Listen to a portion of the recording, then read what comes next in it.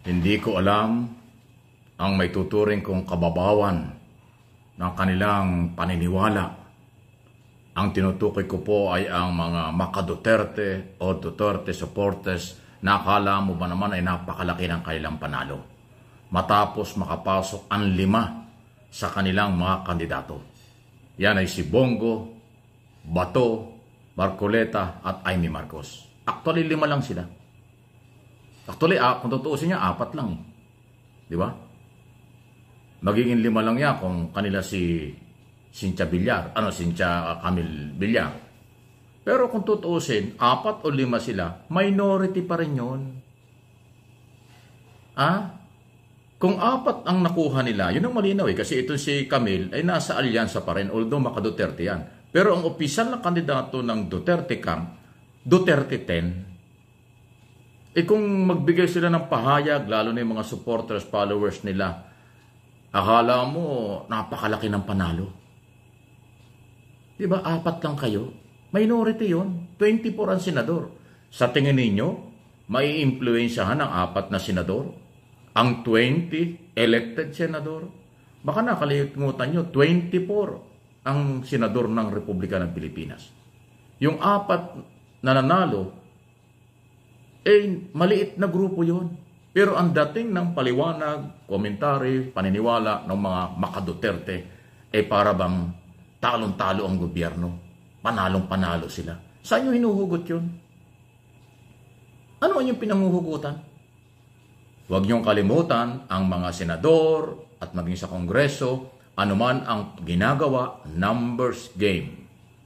Majority ang mananalo sa anumang panukala at butuhan, sa committee hearing, sa plenaryo para sa isang batas, at maging dito sa controversial na impeachment, majority pa rin. Numbers game ang mangingibabaw. Yung 4 senador na inyong kandidatong nanalo, kung hindi yan tutulungan na ibang kapwa senador, walang mangyayari dyan. Kung kayo makapagsalita, akala nyo napakalaki ng panalo. Isipin mo, 10 lang inyong kandidato, 4 lang nakapasok, 6 nalaglag. Yan ang ibig sabihin nun.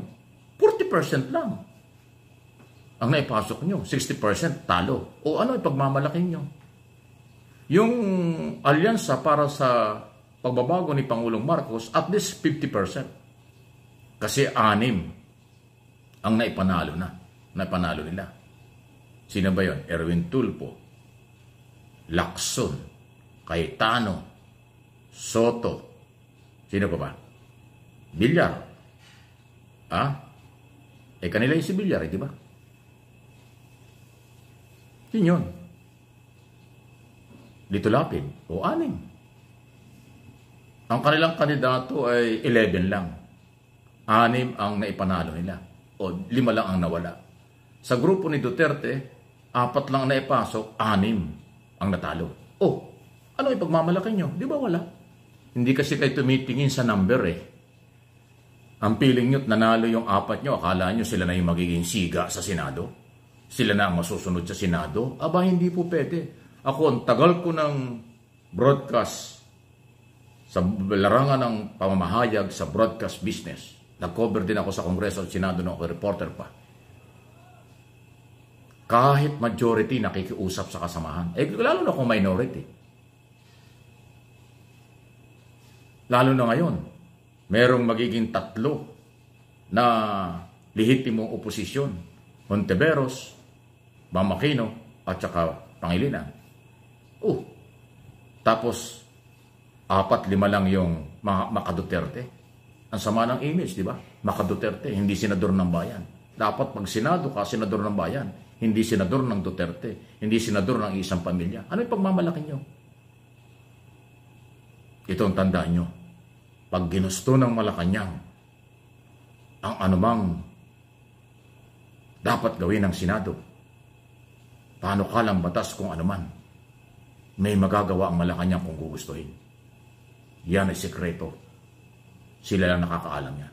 Pero sa aking karanasan bilang mamamahayag, marami nang ginawa ang Malacanang kung ano ang gusto nilang gawin na susunod.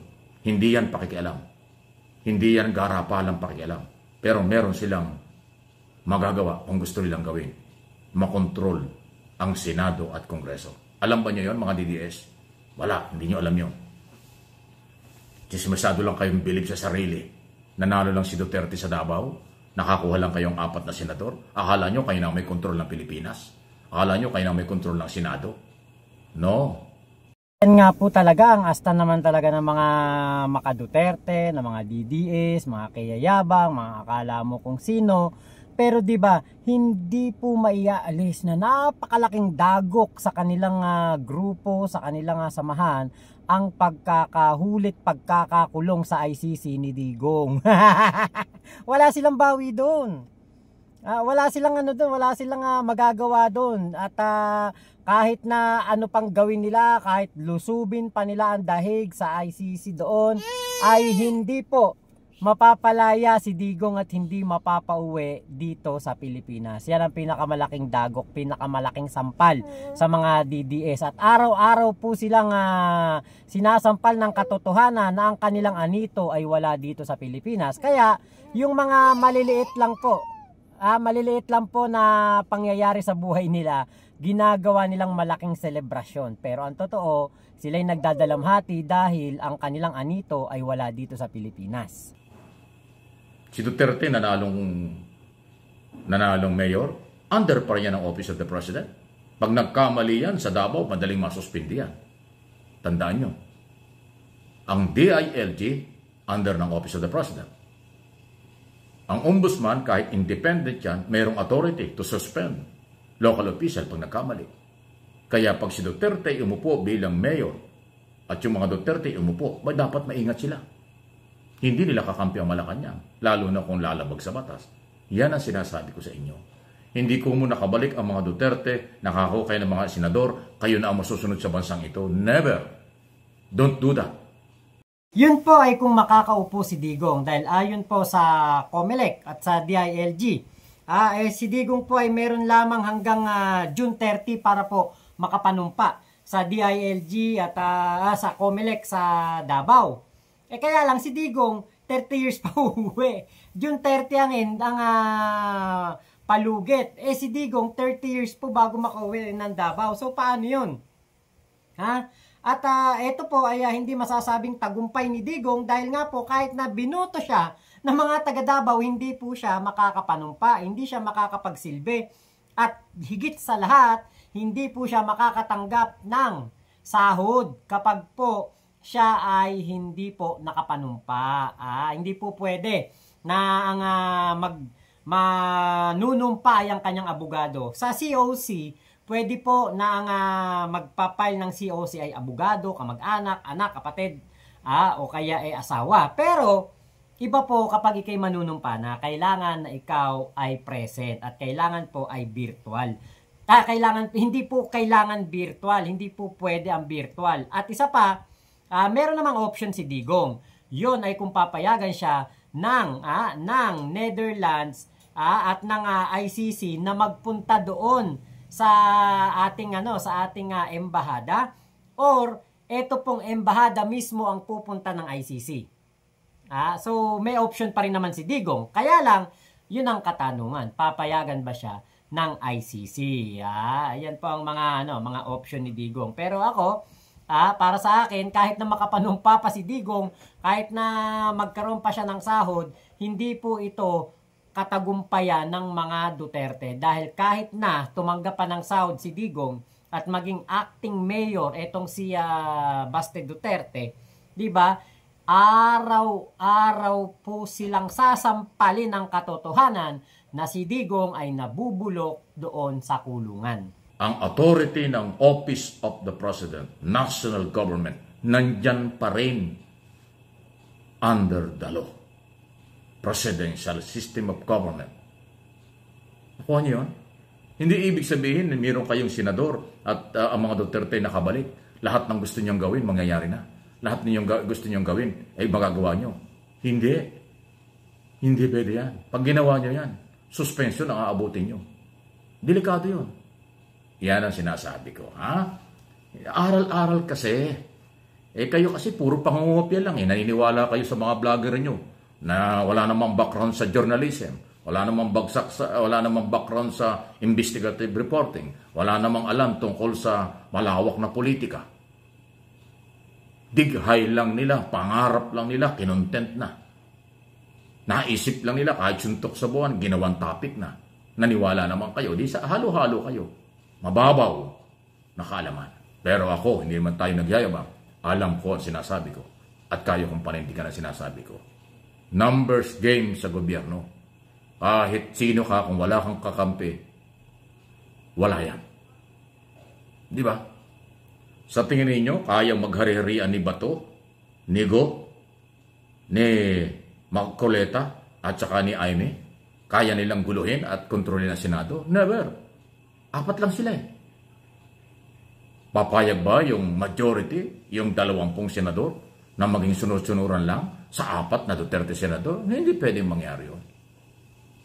Yan ang dapat nyong malaman.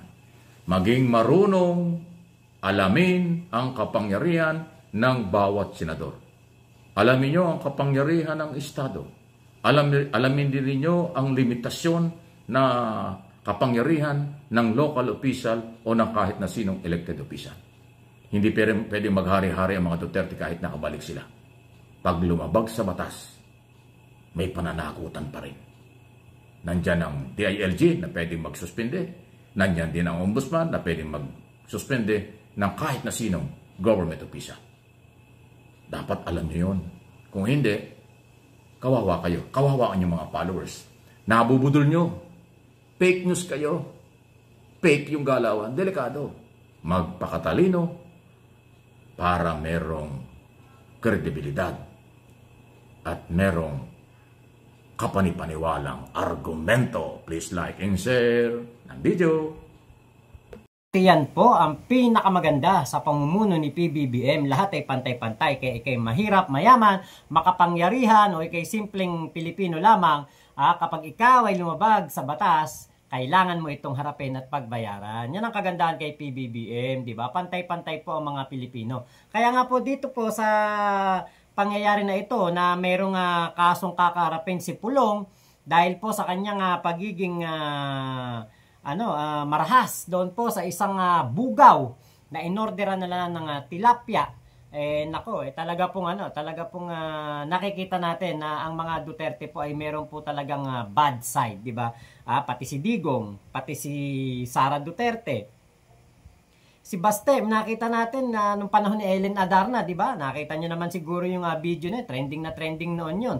Na parang bangag na bangag si Bastem Duterte, di ba? So, hindi po sila pwedeng maghari-harian. Dahil kapag po sila naghari-harian at sila po ang maghari dito sa Pilipinas na naman, naku po, kawawa na naman ang mga Pilipino. Gagawin na naman po tayong Pogo capital of the world. Gagawin na naman po tayong yung gatasan sa mga kanilang mga kapritsyo, sa kanilang mga luho. At nako, mamamayagpag na naman po ang mga tsekwa dito sa ating bansa. Diba? Kaya po talagang hindi po pwede na ang mga Duterte po ay maghari-harian dito. At hindi po sila makakapaghari-harian. 3 taon pa ang term ni PBBM. 3 taon pa ang natitira. At sa ayaw at sa gusto nila, susunod sila sa ating presidente. Kahit anong paggagawin nilang kuda-kuda sa SOCMED, sasampalin sila araw-araw ng katotohanan na sila ay hanggang Davao lamang at ang Malacanang ay na kay PBBM, di ba? So, lamang po, maraming salamat sa pagsama nyo sa vlog ko na ito. Ingat po kayo. Thank you, Sir Mike Abe, sa inyong video na matindi. Ingat po kayo, Momo Chup Chup. Love you, love you. God bless us all, Pilipinas. God first. Salamat po.